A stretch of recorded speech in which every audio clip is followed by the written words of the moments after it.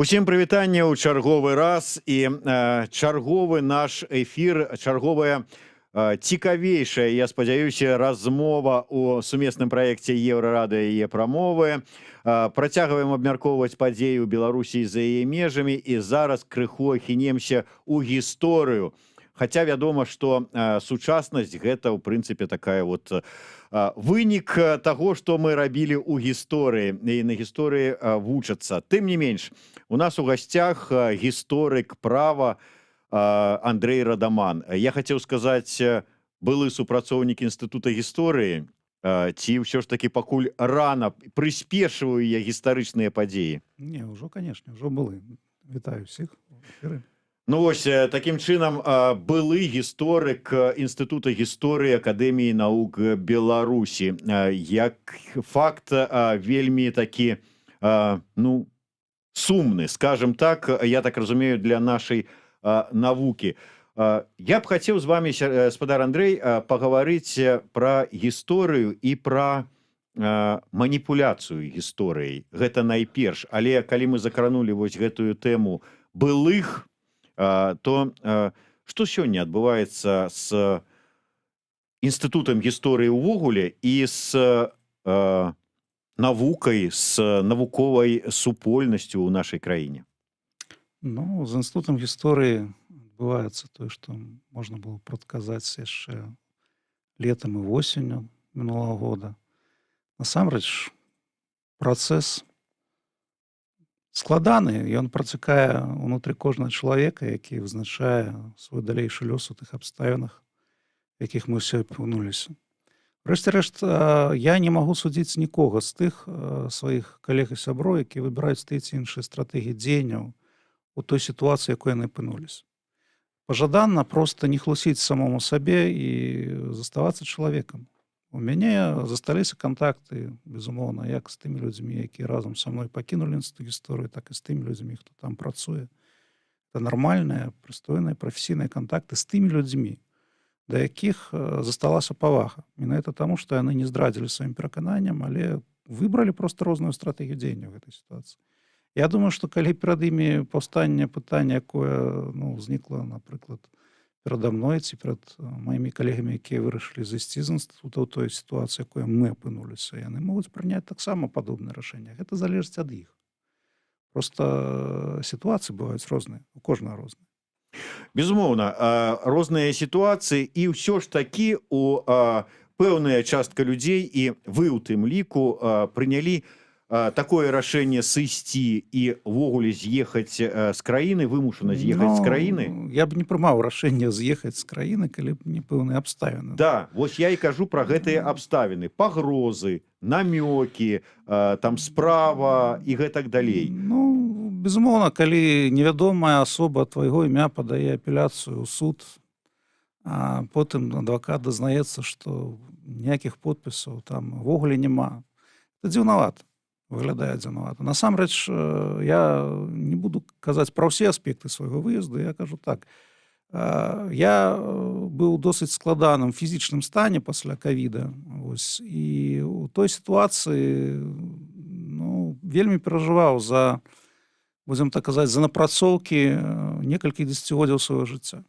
Я не мог дапусціць сітуацыі, калі б на 2, 3, нават 4 месяцы, не кажучы пра гады, былі канфіскаваны, напрыклад, моя кампутарная тэхніка ці напрацоўкі проста зніклі. А гэта гады жыцця. Гэта некалькі навуковых праектаў, адзін з якіх прадстаўлены у гэтых выданнях. Гэта свеженькая кніжачка, яна выйшла напрыканцы 2020 года. Зараз у працы наступны том урадніку Новагародскага ваяводства Великага княства Літоўска-Слонімскія, адпаведна Вукавыскія і Наваградскія ураднікі за ўвесь час існавання Рэчы Паспалітай. Я адказваю за перыяд зараз пасля смерці прафесара Левіча з 1560-х гадоў па 1630-е гады. І насамрэч вельмі важна было проста захаваць тыя матэрыялы, якія былі напрацаваны і будуць выкарыстоўвацца ў будучай працы. Это не азначае, што я з'ехаў менавіта таму, што там непакоюся у першую чаргу за сваё здароўе ці за жыццё. Не. Просто ў той сітуацыі, якой я апынуўся, нармальнай мовы для працы можна было забяспечыць на сённяшні дзень вось у Варшаве. З'язджаю я тады ў Вільню, 2 месяцы пражыў у Вільні, а зараз па стыпендыі нямецкага інстытута гістарычна ў Варшаве і Інстытута гісторыі польскай акадэміі навук знаходжуся тут. Верагодней за ўсё буду завяршаць напісанне сваёй дысертацыі і найверагодней бараніцца буду тут. Вось. Але гэта не азначае, што я не хачу вярнуцца на радзіму. Вельмі хачу. Все мы хочам, але я узгадаў вось менавіта і там гэта выштурхоўванне, выпіхіванне вас з краіны і звальненне, і гэтыя справы і намёкі з-за вашых слоў пра тое, што кожны выбірае сваю стратэгію паводзінаў. Конечно. Так вот, скажем, у чалавека, які выбраў іншую стратэгію паводзінаў, але застаўся сумленным навукоўцам і гісторыкам. У яго няма там крымінальнай справы ці там пагрозы, што у яго забяруць тэхніку з напрацоўкамі і гэтак далей. Але перад ім пастаўленая задача распрацаваць там ці змяніць нейкі кавалак гісторыі на патрэбу сённяшняй палітычнай сітуацыі ці ідэалогіі ці рэжыма. І вот як вы бачыце сабе працяг? Ведаеце, так жорстка пытанні задавацца пэўным людзям не будуць. Безумоўна, кіраўніцтва Інстытута гісторыі, кіраўніцтва акадэміі навук усведамляе сітуацыю, якую яны патрапілі. Ніхто не будзе пераконваць, напрыклад, Салаўянова напісаць тое, што напісаў дзейным падручніку. Сёння Іра Раманова ў Facebook выставіла пост, якім зрабіла скрын з гэтага падручніка, дзе досыць, будзем казаць так, неадназначна падаецца інфармацыя, якая датычыць Другой сусветнай вайны. Але падкрэслю, канкрэтна спадара Салаўянова пераконваць такое напісаць, і не трэба было, ён сам ужо вырашыў такое напісаць. А ёсць людзі, якія ніколі такое не напішуць, нават калі ад іх патрабаваць будуць. Яны проста ў такім выпадку такой сітуацыі яны зайдуць. Тое, што там ідуць досыць цікавыя размовы з калектывам адносна, напрыклад, неабходнасці сапраўды зараз уступаць у прафсаюзную арганізацыю тым, хто там не быў. Ёсць такія размовы, ідуць. Тое, што дырэктар дзейны дазваляе сабе пэўныя выказванні досыць неадназначныя, дазваляе. У мяне з ім была вельмі цікавая перапіска, я яе пакуль не збіраюся абнародваць, але мы шмат пра што спрачаліся, пішучы адзін другому, так сказаць, і ў кастрычніку, і нават яшчэ ў пачатку студзеня 2021 года. Ведаеце, я не магу зразумець іншых людзей. Ось калі, напрыклад, спадарыня Нецвітаева, якая працуе, беларускамоўная, разумная, вельмі інтэлігентная, жонка беларуская праваслаўная святара. Але калі яна ідзе пасля забойства Рамана Бандарэнкі за прэмію, якую вручае Лукашенко, як сказаць, гэта я ўжо зразумець не магу. Больш за то, я не магу зразумець маіх сяброў там мастакоў, выбітных беларускіх творцаў, некаторыя з іх ніякім чынам не могуць быць абвінавачаны тым, што яны там дзейнічаюць насуперак інтарэсаў Беларусі, але пры гэтым, пры ўсім, яны віншуюць Нецвітаеву з гэтай прэміі, ведаюць, што надзеі атрымаюць. Ёсць такія рэчы, якія сапраўды я не магу дараваць асабіста.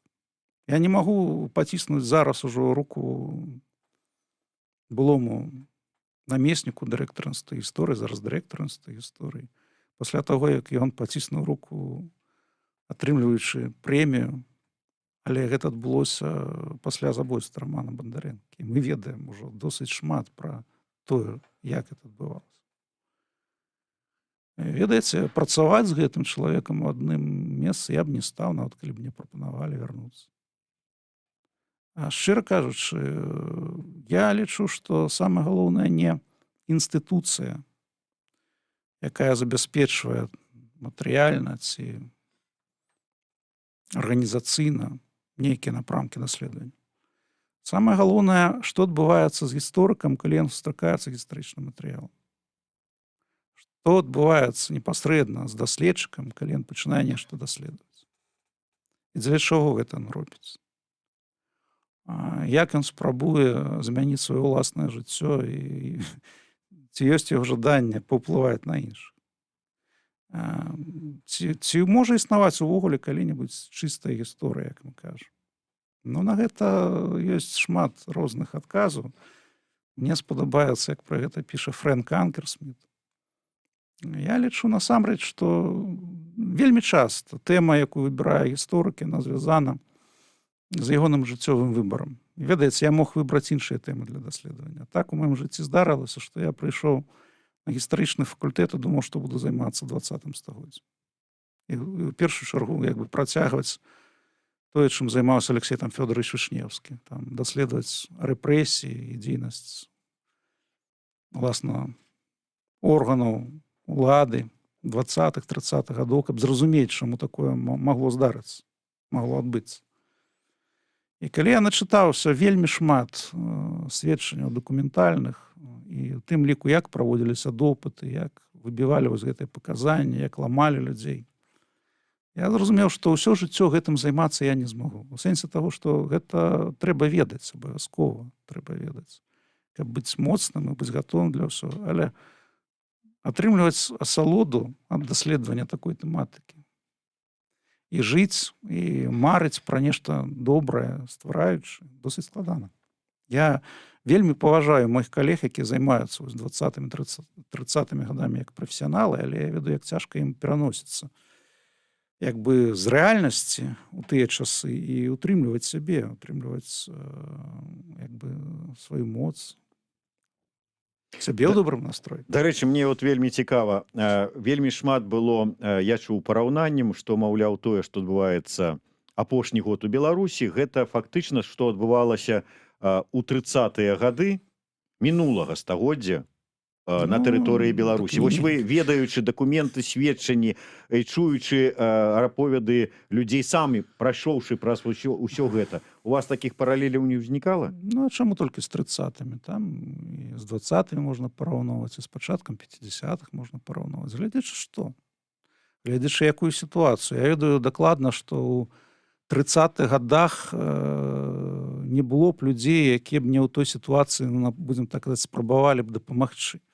А тут былыя некаторыя там, будзем казаць так, выпускнікі, якія па меншай меры спрабавалі размаўляць.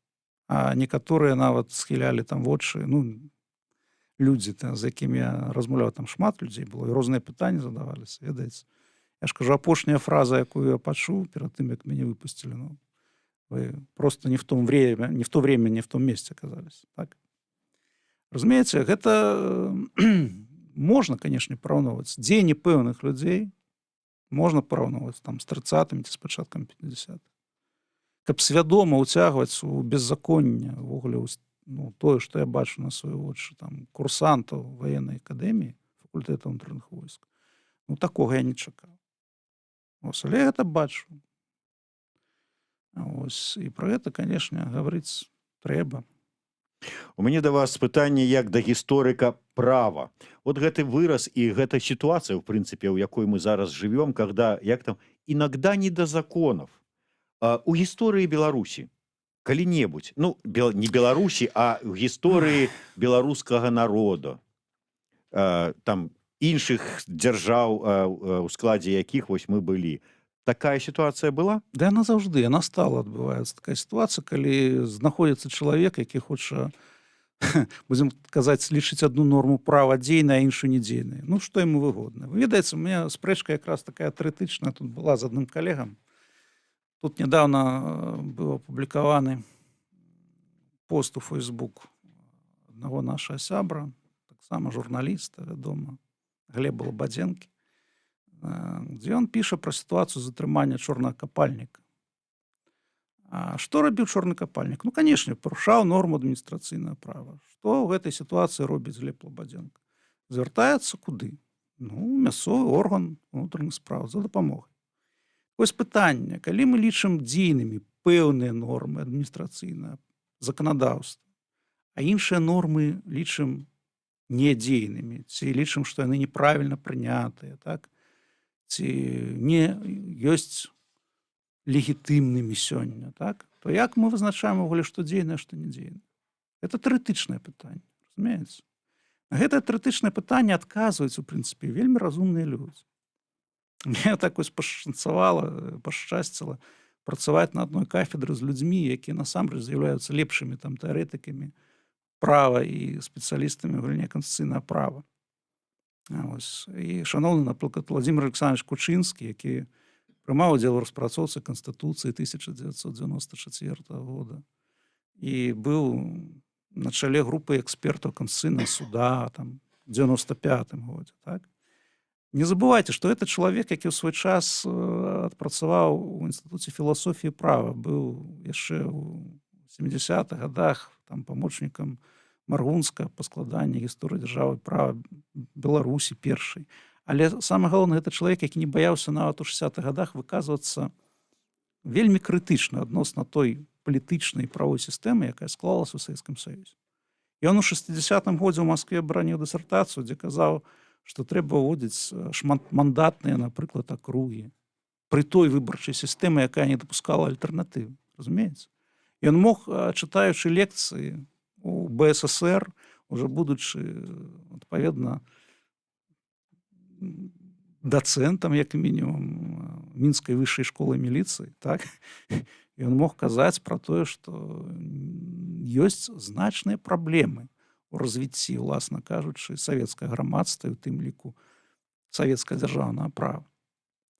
Больш за тое, Владзімир Александрович Кучынскі, калі яму там пэўныя курсанты на лекцыях задавалі пытанне адносна, як вы вызначаеце форму правлення у Рэспубліцы Беларусь, мог наўпрост сказаць, што я лічу, што у Канстытуцыі запісана, што рэспубліка, канешне, але насамрэч мы маем справу з абсалютнай монархіяй. Ёсць заўжды людзі, якія ведаюць адказы на складаныя пытанні і спрабуюць гэтыя адказы даваць, нягледзячы на пэўную небяспеку. У такім выпадку, чаму вучыць нас гісторыя, калі мы прыходзім да жыцця па правілах, што інагда не да законаў, чым гэта звычайна завяршаецца? Я вам прывяду прыклад. Права – гэта сапраўды вельмі тонкая матэрыя. Норма пачынае працаваць тады, калі ёсць людзі, гатовыя браніць. Мала прыняць норму, дамовіцца пра тое, што мы ўсе дамаўляемся, што ёсць нейкае правіла. І, безумоўна, як прымаюцца нормы? Нормы існуюць па-рознаму. Я не хачу лекцыю чытаць, так? Але вы усведамляеце, што прававой нормай можа быць нават рэлігійная норма. Ці норма, якая спачатку была звычаем, а потым стала нормай звычаёвага права, непісанага права. І гэта таксама правая норма. Але я магу прывесці з гісторыі вельмі шмат прыкладаў, калі мы сутыкаемся з праблемай. Напрыклад, статут Вялікага княства Літоўскага захоўвае сваё дзеянне пасля нават далучэння да Расійскай імперыі на пэўных тэрыторыях. Але па статуту Вялікага княства Літоўскага за пэўны шэраг злачынстваў прадугледжана смяротнае пакаранне. А расійскае заканадаўства, напрыклад, у часы імператрыцы Кацярыны II, ужо не прадугледжвае смяротнае пакаранне. Як вырашаюцца гэтыя складаныя праблемы? Па-рознаму вырашаюцца. Суд прымае рашэнне адпаведнасці са статутам, потым гэтая справа пераходзіць ужо да выканаўчых органаў, уласна кажучы, трапляе да губернатара, і смяротнае пакаранне замяняецца біццём кнутом ці высылкай у Сібір. Разумееце? Ці бярем сітуацыю з спробай парушыць нормы статута яшчэ у другой палове 16 ці ў канцы, ці зноў жа ў часы панавання Жыгімонта Вазы. Ён некалькі разоў спрабаваў,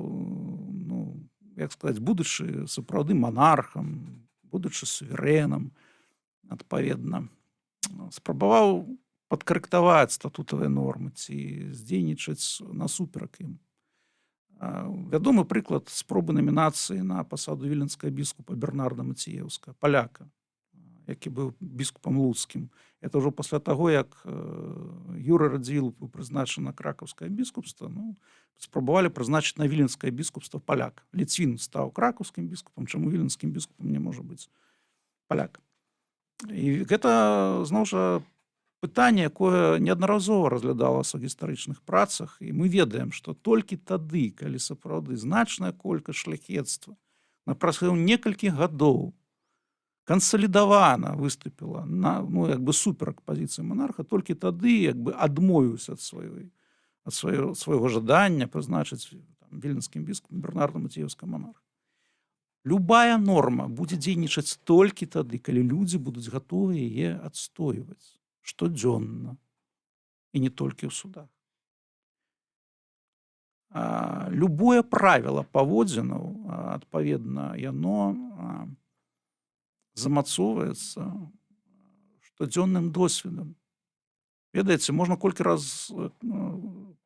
шмат разоў казаць, што там трэба саступіць месца жанчыне ў грамадскім транспарце. Для нашага пакалення гэта была норма. Зараз гэта не норма для большасці. Бо нормы змяняюцца з цягам часу. Пытанне, што мы хочам лічыць норму. Ну так, але ў дадзеным выпадку я ўсё ж такі не пра нормы казаў, а менавіта пра вось сітуацыю, калі законы не працуюць. Вот ёсць, вот вы прывялі сітуацыю Слабадзенка з А як яны могуць, як вы кажаце, працаваць зараз, калі я ўжо ў мінулы раз вам казаў, што мы маем справу з прывілейным правам. Якая норма будзе працаваць, якая не будзе працаваць, рашае, па сутнасці, суверэн.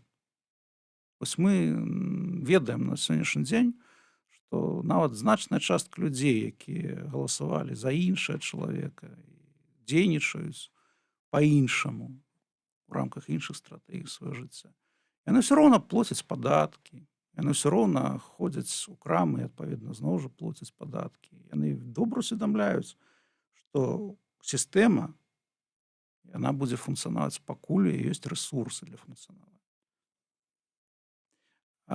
Калі мы прызнаем гэту сістэму дзейнай, легітымнай, то нельга казаць, што яна нелегітымная. А калі мы кажам, што яна нелегітымная, то і дзеянні павінны адпавядаць гэтым выказам. Гісторыя чаму нас вучыць у сэнсе дзеянняў? Як трэба, сыходзячы з гістарычнага досведу, дзейнічаць? Добрае пытанне, здаецца, толькі пажадана задаваць іх нашым палітыкам, а не гісторыкам. Але калі хочаце у мяне спытаць, то я вам скажу, ёсць досвед Махатмы Гандзі. Быў нацыянальны лідар, адно слова якога сапраўды прыводзіла да пэўных дзеянняў. Сотняў тысяч і нават мільёнаў людзей. Разумееце? Калі палітык, які лічыць сябе нацыянальным лідарам, нешта гаворыць, і гаворыць не проста прапануючы, а гаворыць, што гэта трэба зрабіць, і на ягоныя дзеянні не адгукаюцца, так? То значыць, гэтаму палітыку трэба штосьці рабіць і думаць, як з гэтай сітуацыі выйсці. Калі людзі, значыць, не ўспрымаюць гэта палітыка як легітымнага лідара, так? Значыць, трэба думаць пра крыніцы легітымнасці. Я хацеў бы так сказаць. Я, зноў жа, гэтую праблему закранаў мінулы раз і скажу вам так. Ці ёсць крызіс? Канешне. Ці патрапілі мы ў сітуацыю, якая патрабуе свайго вырашэння? Канешне. Людзі па-рознаму адказваюць на пытанне, што трэба рабіць. Шмат маіх калег-філосафаў, палітолагаў кажуць, што гэта ці вяртанне да дзеяння Канстытуцыі 94 года, ці сапраўды пераінсталяцыя дзяржавы праз дэмакратычны сход, устаноўчы сход і так далей. Але ўсё залежыць ад дзеянняў людзей. Якую ідэю яны падтрымаюць? А пакуль я бачу, будзем казаць так, у дзеяннях пэўных людзей адсутнасць логікі. Як з аднаго, так і з другога боку. Абсалютна. Так гэта было заўжды. Разумееце, сапраўды ніколі не было таго, што было ў Савецкім Саюзе.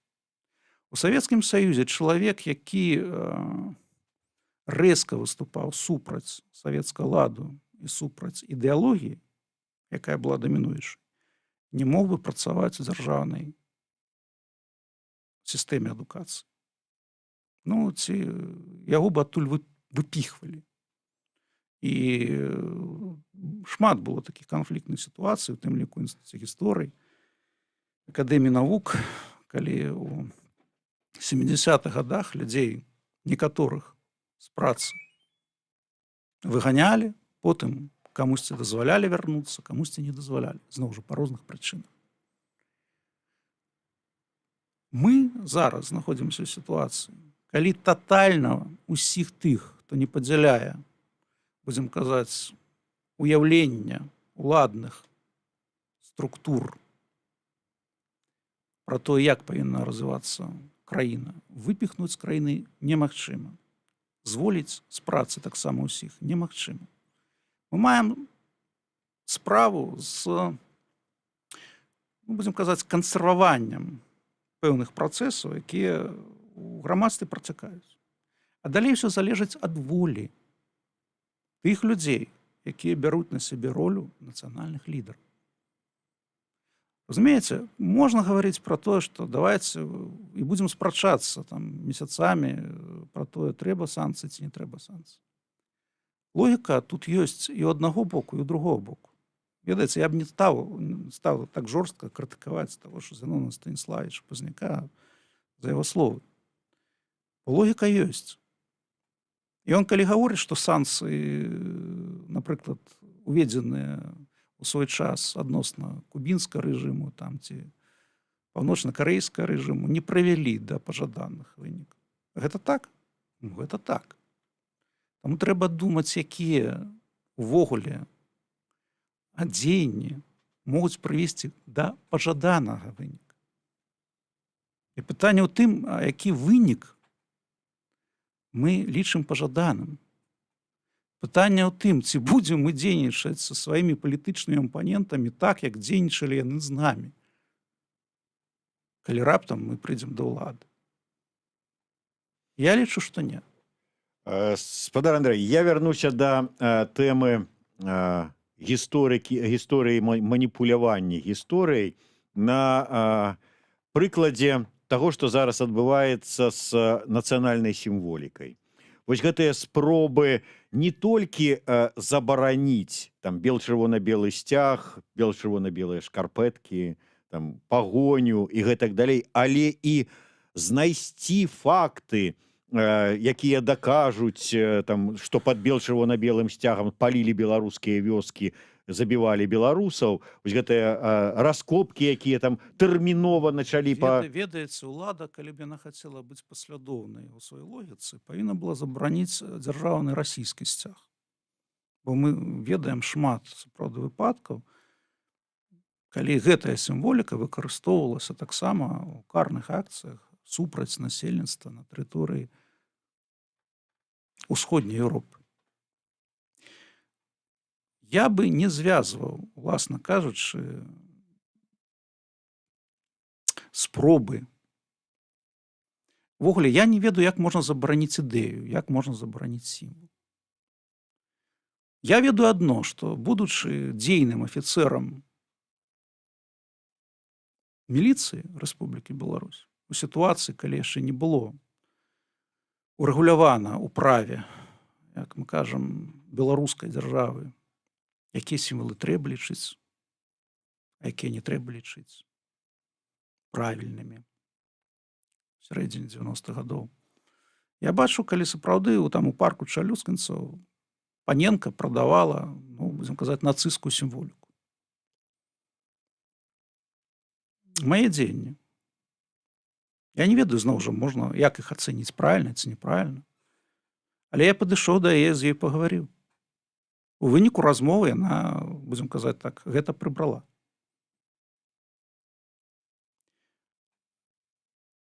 Але, калі вы мяне спытаеце ў гісторыка, калі я ў першы раз, будучы студэнтам гістфака, пабачыў, будзем казаць, салярны гэты сімвал. Ну, на грабеньчыку, лоску, калі раскопвалі замчышчы. Ці ўжывалася, будзем казаць, на нашай зямлі гэтая сімволіка, якую сёння лічаць нацысцкай сімволікай, бо яна звязана з нацысцкім рэжымам. І сапраўды шмат краях, так сказаць, і дзяржаў прызналі і не магчымы для ўжывання на сваёй тэрыторыі. Але гэта згода пэўнай нацыі. Што тычыцца той сімволікі, пра якую мы зараз гаворым, якую называем нацыянальнай, я не ведаю, як увогуле можна забараніць спалучэнне бела-чырвонае, белага колеру, калі сапраўды гэта хрысціянская сімволіка. Яна для мяне была, ёсць і застанецца такой. Як можна забараніць, адпаведна, дзяржаўны герб Вялікага княства Літоўскага, які быў дзяржаўным гербам Рэспублікі Беларусь у 1991-1995 афіцыйна, і пад якім, адпаведна, той жа Александр Григорьевич Лукашенко прымаў першую прысягу. Як яго можна забараніць? Можна паспрабаваць дамагчыся ад людзей, так, гэтыя сімвалы не дэманстраваць у штодзённым жыцці. Можна пагражаць тым, што калі ты будзеш гэта рабіць у штодзённым жыцці, ну, у цябе будуць вельмі некамфортныя ўмовы утрымання, там 15 сутак ці 30 сутак. Ну, добра. А далей чалавек вырашае, што яму рабіць далей у гэтай сітуацыі. Я зараз не пра спробы забараніць, а пра спробы даказаць, што вот гэта сімволіка выкарыстоўвалася, ну, фактычна перапісаць гісторыю, бо мне шмат хто з гісторыкаў даказваў, што ну нема фактаў, не знойдзена фактаў выкарыстання... Вось апошняя ваша фраза, яна адпавядае ісціне. Не знойдзена сапраўды фактаў, каб сапраўды пэўныя, карныя, будзем казаць так, фарміраванні выкарыстоўвалі гэтую сімволіку падчас акцыі знішчэння, напрыклад, насельніцтва мірна на тэрыторыі Беларускай Савецка-Сацыялістычнай Рэспублікі. Але ці ёсць факты, што калабарацыяністы ўжывалі гэтую сімволіку? Ну, канешне, ёсць. Так, але пытанне ў чым? Так адбывалася паўсюль. Дзяржаўная, нацыянальная сімволіка выкарыстоўвалася калабарацыяй у Францыі, напрыклад. Выкарыстоўвалася. У Расіі выкарыстоўвалася. Это штосьці змяняе наша стаўленне да пэўных сімвалаў, якія маюць досыць даўнюю гісторыю? У маім разуменні не. У разуменні людзей, якія, ну, атрымалі загад абгрунтаваць, што гэтую сімволіку нельга выкарыстоўваць таму, што яе выкарыстоўвалі там 30-х, 40-х. Ну, ведаеце, спадар Лакіза неаднаразова сам выходзіў пад бел-чырвона-белым сцягам у 90-х. І быў вельмі актыўным палітычна ў той час. Калі яго погляды змяніліся, ну, бывае. У мяне яны не змяняюцца. Я лічу, што перакананне чалавека насамрэч фарміруецца досыць рана. Так, ўсё ж ва ўзросце так, до 25 дакладна. Пазней, калі чалавек змяняе свае погляды, ну, ён робіць гэта часцей за ўсё не таму, што ён змяняецца як чалавек. Могуць змяняцца знешнія абставіны, якія прымушаюць яго гаварыць няправду, паступаць няшчыра. Але я не думаю, што нам трэба гэта абмяркоўваць. У гісторыі так бывае заўжды. Калі чалавек можа патрапіць у умовы, калі нейкі знешні ціск на яго будзе аказаны, а ён пачне рабіць нешта іншае, не тое, во што верыць. Ну, ведаеце, у нас ужо за апошні месяц тут было шмат прыкладаў, калі мы глядзелі, як людзі мяняюць свае погляды пад тым ці іншым ціскам. Вяртаючыся да таго пытання про 30. Я калі чытаў, адпаведна, як ламалі людзей, то ўжо тады, у свае 18-19 год, калі пісаў першыя курсовыя работы, я зразумеў, што зламаць не маглі толькі вельмі малую колькасць людзей. Каго? Тых, хто шчыра быў сапраўды, ну, тых, хто шчыра верыў у існаванне вышэйшай справядлівасці, у існаванне сапраўды таго, што рэальны суд будзе. Не сёння, не заўтра, але ён будзе. Часцей за ўсё гэта былі вернікі. Не ўсе святары, але значная частка. І гэта былі людзі, якія стаялі на, якія бачылі твар смерці, якія ўжо гэта перажылі раней. Ось такіх людзей зламаць было цяжка. А большасць людзей, асабліва ось тых, хто быў у камуністычнай партыі,